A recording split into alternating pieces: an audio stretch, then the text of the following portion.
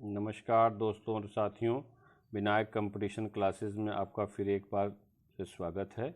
आज हम फिर आपके बीच लेके आए हैं पर्यावरण से जुड़े हुए उन चर्चित चेहरों को जो अक्सर चर्चा में रहते हैं और परीक्षा में पूछे जाते हैं। तो प्रस्तुत है पर्यावरण से जुड़े चर्चित चेहरों का पार्ट 2। आपको स्क्रीन पर जो चेहरा दिखाई दे रहा होगा गेरुए वस्त्र में, वह GD अग्रवाल हैं, प्रोफेसर GD अग्रवाल, जिन्हें स्वामी सानंद के नाम से जाना जाता रहा है। दूसरा चेहरा टोपी लगाए हुए माइक पांडे जी, एक प्रसिद्ध फिल्म निर्माता निर्देशक हैं जो वन्य जीवों पर फिल्म बनाते हैं। तीसरा चेहरा ऊपर से दिखाई दे रहा होगा वो सुनीता नारायण जी हैं, डाउन टू अर्थ पत्रिका की संपादक हैं। चौथा चेहरा जो आपको दिखाई दे रहा है वह डॉक्टर वंदना शिवा हैं, प्रसिद्ध पर्यावरण वैज्ञानिक हैं। और नीचे के चेहरे में दो लोग दिखाई दे रहे हैं, एक मेनका गांधी हैं, भारत सरकार की पूर्व पर्यावरण एवं वन मंत्री, और चंडी प्रसाद भट्ट जी हैं। आज हम इन्हीं लोगों के बारे में वीडियो के इस पार्ट में जानेंगे। आइए सबसे पहले हम बात करते हैं प्रोफेसर GD अग्रवाल की। GD अग्रवाल गुरुदास अग्रवाल के नाम से जाने जाते रहे। यूपी के मुजफ्फरनगर में आपका जन्म हुआ और ये प्रसिद्ध वैज्ञानिक और सिविल इंजीनियर है। कानपुर के IIT में टीचर है और बेस्ट टीचर अवार्डी रहे। इतना सब कुछ के बाद गंगा दशहरा के अवसर पर गंगा को देख करके इनका मन मलिन हुआ और एक गंगा सफाई के कार्यक्रम में लग गए। गंगा को बचाने के लिए इन्होंने लगातार 111 दिन तक अनशन किया। अपने अनशन से सरकार को झुकाने वाले GD अग्रवाल को स्वामी ज्ञान स्वरूप सानंद के नाम से भी जाना जाता रहा है। स्वामी सानंद ने एक बार 2010 में अनशन किया था। तब भारत में UPA की सरकार थी और भागीरथी नदी पर एक प्रोजेक्ट था, लोहरी नागपाल प्रोजेक्ट, जो कि 90% तक बन चुका था। लेकिन स्वामी सानंद के अनशन की वजह से UPA सरकार झुकी और इस पूरे प्रोजेक्ट को उन्होंने ड्रॉप कर दिया। स्वामी सानंद जी वर्तमान सरकार के शासनकाल में वह गंगा निर्मलीकरण के, गंगा की सफाई के अभियान में वह 4 मुद्दों पर लेकर के अनशन कर रहे थे। उसमें था कि गंगा सुरक्षा एक्ट 2012 बनाया जाए, गंगा पर बन रहे सभी जल विद्युत परियोजनाओं को रोक दिया जाए, गंगा की तलहटी से बालू खुदाई पर रोक लगाया जाए और गंगा सुरक्षा के लिए काउंसिल बनाया जाए। इन 4 मुद्दों को लेकर के अपनी मांग करते चले आ रहे थे। वर्तमान प्रधानमंत्री को लगातार पत्र भी लिख रहे थे और इसको लेकर उन्होंने अनशन प्रारंभ कर दिया। 111 दिन तक उन्होंने अनशन किया और जब उनकी बातें नहीं सुनी गई तो उन्होंने आमरण अनशन शुरू कर दिया, जल का त्याग कर दिया, जिससे उनकी तबीयत काफ़ी ख़राब हो गई। गंगा के मुद्दे पर काम करते करते इनकी स्थिति बहुत ज़्यादा बिगड़ गई। इन्हें एम्स ऋषिकेश उत्तराखंड के पास ले जाया गया, लेकिन यह जो है सरवाइव नहीं कर सके और 11 अक्टूबर 2018 को आपकी मौत हो गई। स्वामी सानंद को हमेशा याद किया जाएगा क्योंकि गंगा के निर्मलीकरण पर जितना आंदोलन आपने किया, बहुत बिरले लोग दिखाई देते हैं। अगला चेहरा जो आपको स्क्रीन पर दिखाई देगा वो प्रसिद्ध फिल्म निर्माता निर्देशक माइक पांडे जी का है। अपने कैमरे के दम पर उन्होंने सरकारों को वन्य जीवों की हत्या पर रोक लगाने के लिए विवश कर दिया। Mike Pandey actually Kenya Nairobi के रहने वाले थे, लेकिन राजीव गांधी से मुलाकात के बाद वो भारत चले आए और भारत की नागरिकता आपने ले लिया। उन्होंने सबसे पहले व्हेल पर एक फिल्म बनाई थी, सोर्स ऑफ साइलेंस।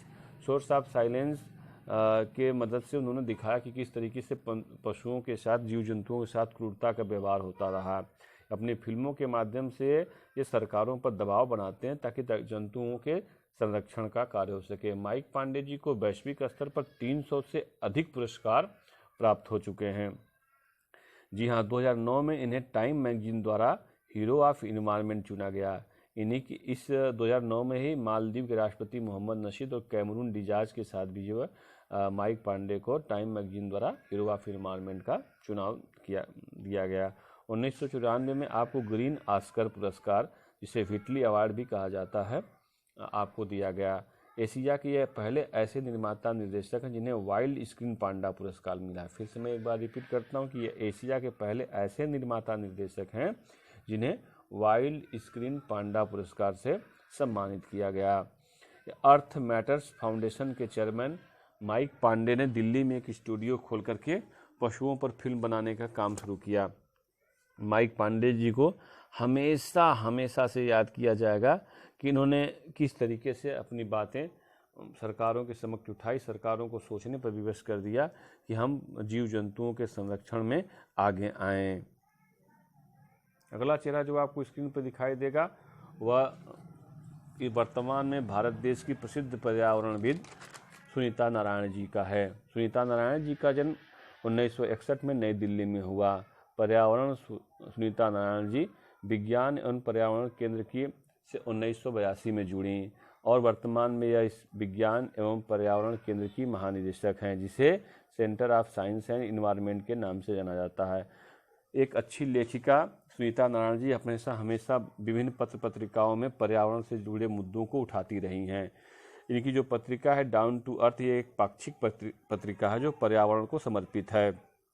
यह सुनीता नारायण जी पर्यावरण संचार समाज की निदेशक भी हैं।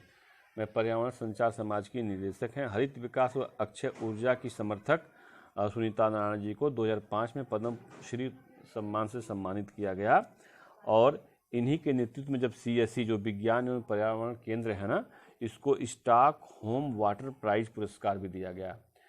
CSE को centre of science and environment को स्टॉकहोम वाटर प्राइज पुरस्कार इन्हीं के नेतृत्व में वर्ष 2005 में प्राप्त हुआ। सुनीता नारायण जी कई मुद्दों पर अपनी बेबाकी से राय रखती चली आई हैं और वर्तमान में एक ऐसी पर्यावरणविद के रूप में अपनी पहचान बनाई है जो निरंतर निष्पक्ष रूप से पर्यावरण से जुड़े हुए मुद्दों को उठाता रहा है। अगला चेहरा जो आपको इस स्क्रीन पर नजर आएगा वह डॉक्टर वंदना शिवा का है। उत्तराखंड में जन्मी डॉक्टर वंदना शिवा का जन्म 5 नवंबर 1952 को हुआ। ये पर्यावरण संबंधी नारी अधिकारवादी हैं। जी हाँ, डॉक्टर वंदना शिवा पर्यावरण संबंधी नारी अधिकारवादी हैं और ये 1970 में चिपको आंदोलन से जुड़ी रहीं।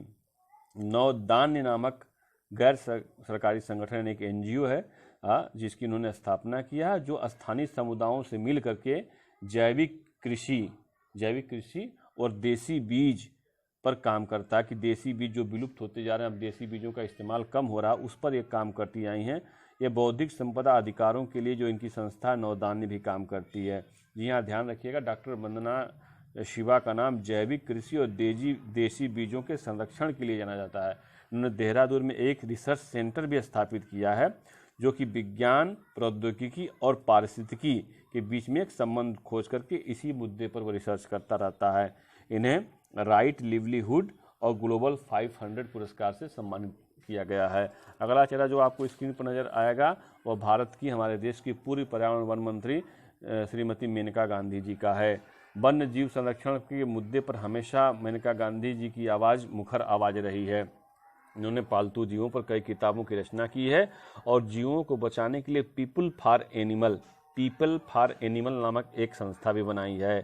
पर्यावरण एवं वन्य जीव संरक्षण के लिए मेनका गांधी जी को कई पुरस्कारों से सम्मानित किया गया है। वर्ष 1994 में वर्ष 1994 में इन्हें वर्ष का पर्यावरणविद एवं शाकाहारी व्यक्ति चुना गया। मेनका गांधी जी कई लेखों के माध्यम से अपनी आवाज़ मुखर करती रही हैं।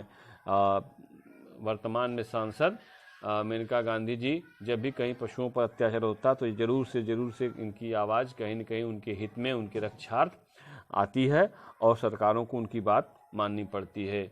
एक पर्यावरण की एक सजग प्रहरी के रूप में हमेशा मेनका गांधी जी को याद किया जाएगा।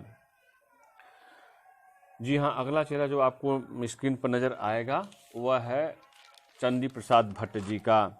भारत के गांधीवादी पर्यावरणविद हैं चंडी प्रसाद भट्ट जी। इनका जन्म 23 जून 1934 को गोपेश्वर चमोली उत्तराखंड में हुआ। इन्होंने दशोली ग्राम स्वराज संघ की स्थापना की। दशोली ग्राम स्वराज संघ की स्थापना 1964 में की, जो कि आगे चल के चिपको आंदोलन का मातृ संगठन बन गया।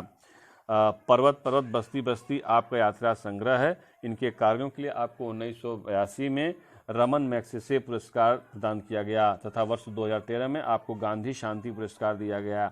आधुनिक भारत के प्रथम पर्यावरण विद्वान के रूप में चंडी प्रसाद भट्ट जी को हमेशा याद किया जाएगा। चंडी प्रसाद भट्ट जी का जो मुख्य कार्य है मातहत सामाजिक पारिस्थितिकी क्षेत्र में चंडी प्रसाद भट्ट जी का मुख्य कार्य है। आशा करता हूँ वीडियो आप सबको बहुत पसंद है।